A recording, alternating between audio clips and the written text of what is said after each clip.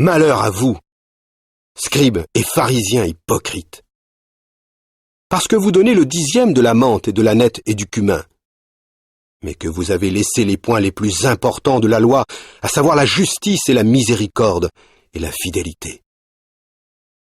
Ce sont ces choses-ci qu'il fallait faire, sans laisser les autres choses. Guides aveugles, qui filtraient le moustique, mais avalaient le chameau.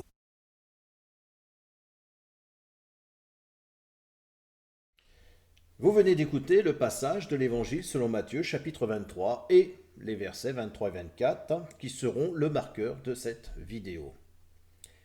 Eh bien, bonjour, bienvenue sur la chaîne Le Fruit de la Vigne. Dans les similitudes, on retrouve bien des aspects, comme par exemple celui du temps, mais aussi de l'observation accordée aux lois. Loi qui gère une société, qui est sa raison d'être, mais aussi les règles d'un culte. Exemple, si je prends un établissement recevant du public, eh bien nous avons des dispositions particulières propres à chaque type d'établissement, mais nous avons également aussi des dispositions générales. Eh bien c'est la même chose pour la salle du royaume. Nous avons un recueil de lois. Ce recueil de lois est prescrit comme principe de vie commune. Ce principe de vie qui tend à faire justement notre idéal de justice. Elle sert essentiellement à trouver une solution au conflit qui pourrait opposer les individus et instaurer une vie sociale. Elle s'impose à chacun et, surtout, il y a des sanctions qui sont prévues en cas d'inobservation. Pour notre sécurité, avant tout, quand même. Donc, nous retrouvons des dispositions générales. Mais que dire de l'époque ?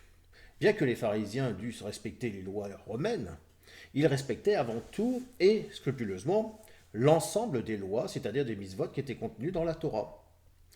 Alors c'est vrai que au 1er siècle, c'était le plus important des mouvements. Ils étaient moins nombreux que d'autres, mais ils étaient le plus important des mouvements, que ce soit par rapport aux scribes ou à des sadducéens.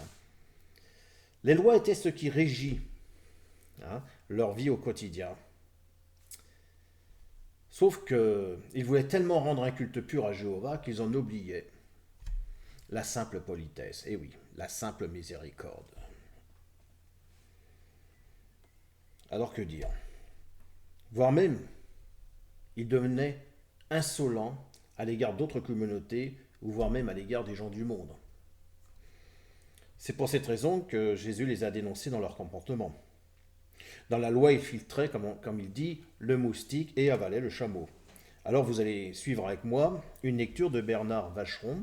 Je vais vous présenter son site. Je laisserai en bas des liens qui vous permettront de pouvoir vous aller visiter en tout cas son site et ce qu'il va être dit aujourd'hui, puisque j'ai vulgarisé ces mots. Voilà, nous allons lire ensemble. Cette attitude peut se révéler dans une infinité de domaines dans la vie d'un croyant. Tel ne boira pas de vin, mais fera un travail le dimanche.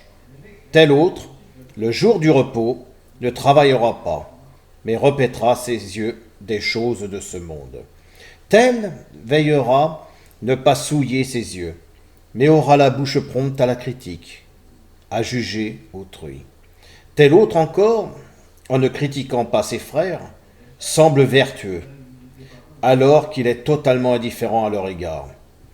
Tel, enfin, rendra de grands services, tout en colportant des paroles qui divisent les amis.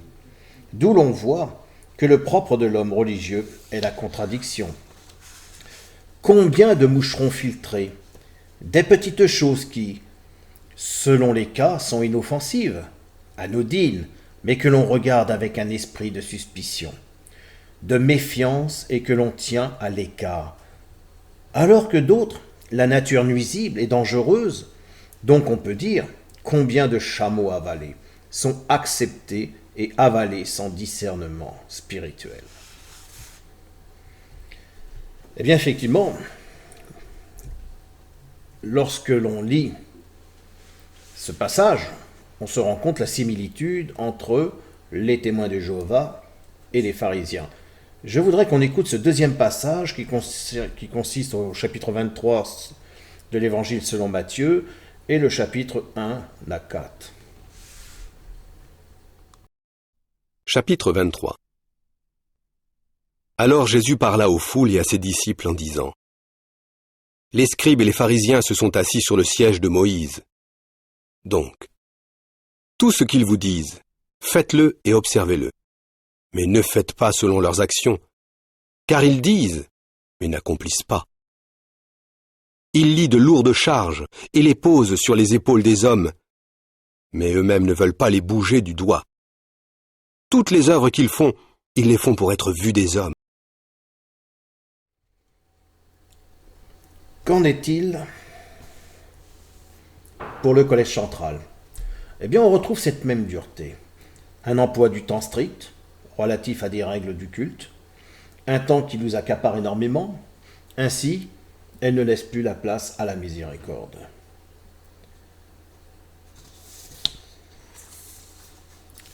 Les lois nous sont données par Jéhovah. Ces lois nous permettent de les amener à leur épanouissement. Sauf qu'aujourd'hui, ces lois, nous en sommes prisonniers par des hommes qui les réinterprètent. Jésus dénonçait et condamnait leurs actions. D'ailleurs, dans l'évangile de Matthieu, chapitre 23 et le verset 15, et là par contre j'ai pris une autre traduction, celle du Monde Nouveau, nous allons lire ensemble. « Malheur à vous, maîtres de la loi et pharisiens, hypocrites !» Alors bien sûr, dans le sens de l'hypocrisie, c'est qu'ils connaissaient la loi, la respectaient, mais la détournaient en leur faveur et appauvrissaient, desséchaient la spiritualité des autres. Vous voyagez partout sur la terre, vous voyagez partout sur terre et sur mer pour gagner un seul converti. Et quand vous l'avez gagné, vous le rendez digne de l'enfer 2 fois plus que vous. Eh oui. Eh bien, lorsqu'il faut se préparer à des réunions, il y en a 2 par semaine maintenant, avant il y en avait 3, lorsqu'il faut se préparer à la prédication, lorsqu'il faut préparer un sujet, lorsqu'on est même voire ancien et qu'il faut préparer les autres, eh bien, nous n'avons plus le temps de vérifier ce qui est dit, si ce qui est dit est exact. Et donc, nous suivons avec certitude les directives de ceux qui nous les prescrivent. C'est pour ça que lorsqu'on rencontre aujourd'hui des problèmes, certes d'excommunication ou de pédophilie et autres, eh bien ces affaires remontent directement au Bethel, et une fois qu'elles sont là-haut, elles restent, elles ne redescendent pas, ce qui est malheureux. Donc pour reprendre les mots encore de Bernard Vacheron, nous allons regarder ensemble. Jésus dit : vous filtrez le moucheron et vous avalez le chameau. Cette attitude est le propre de l'homme religieux. Et cette hypocrisie éclate lors du procès de Jésus. Le souverain prêtre et ceux qui le suivaient conduisaient Jésus du Sanhédrin au prétoire, n'entrèrent point eux-mêmes dans le prétoire afin de ne pas se souiller et de pouvoir manger la Pâque. Le fait de se garder pur et en même temps de vouloir la mort d'un homme ne leur paraît nullement inconciliable et ne leur pose aucun problème de conscience. Cette conduite dans le passé a déjà suscité ce cri de la part de l'Éternel : je ne puis voir le crime s'associer aux solennités. Eh oui, c'est exactement ce qui se passe aujourd'hui lorsque il y a ce genre de pratiques comme l'excommunication. Eh bien oui, c'est par amour qu'on aime la personne, qu'on ne lui parle plus. C'est comme ça, ce sont des directives de l'organisation du collège central. Est-ce que c'est ce que Jéhovah leur demande? Ben non. Jéhovah leur demande d'aimer quand même leurs prochains, même leurs ennemis. Et aimer leurs ennemis, c'est quand même aussi leur parler. Eh bien souvent, l'homme religieux, par ses choix, se nuit à lui-même. Et ce que font aujourd'hui dans l'organisation, le fait de ne pas travailler et ne pas respecter surtout les autorités, c'est-à-dire de transmettre les documents, les informations lorsqu'ils les ont, ils auront à répondre de ce crime devant Jéhovah. Moi je vous dis à bientôt pour une prochaine vidéo. Au revoir.